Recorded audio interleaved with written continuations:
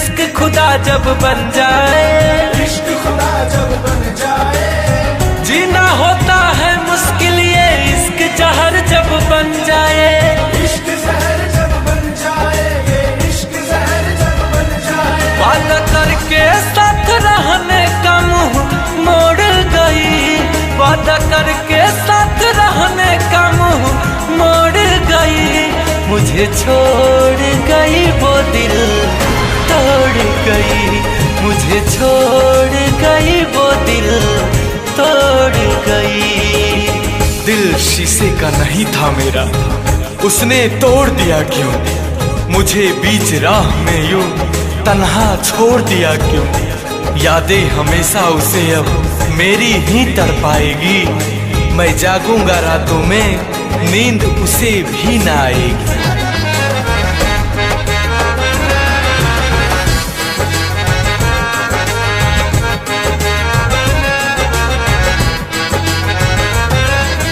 मैं उसकी हकीकत से रहता था अनजान, खुद से ज्यादा प्यार किया था, माना था उसको जान।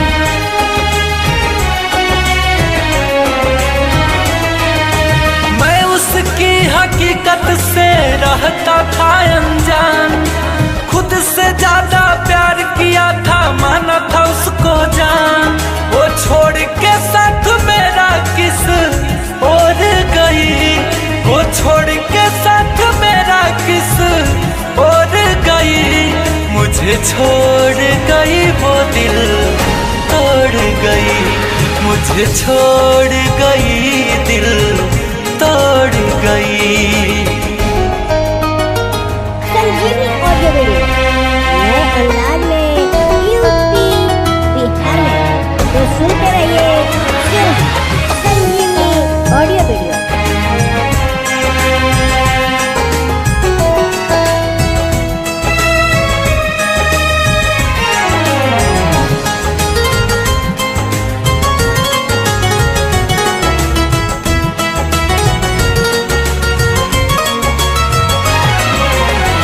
क्या सपने उसने मुझको थे दिखाए, सारे सपने सपने रह गए, एक भी सच न हो पाए। हो क्या क्या सपने उसने मुझको थे दिखाए, सारे सपने सपने रह गए, एक भी सच न हो पाए। चुनर और किसी के नाम की वो ओढ़ गई, चुनर और किसी के नाम की वो ओढ़ गई, मुझे छोड़ गई वो दिल तोड़ गई, मुझे छोड़ गई दिल तोड़ गई।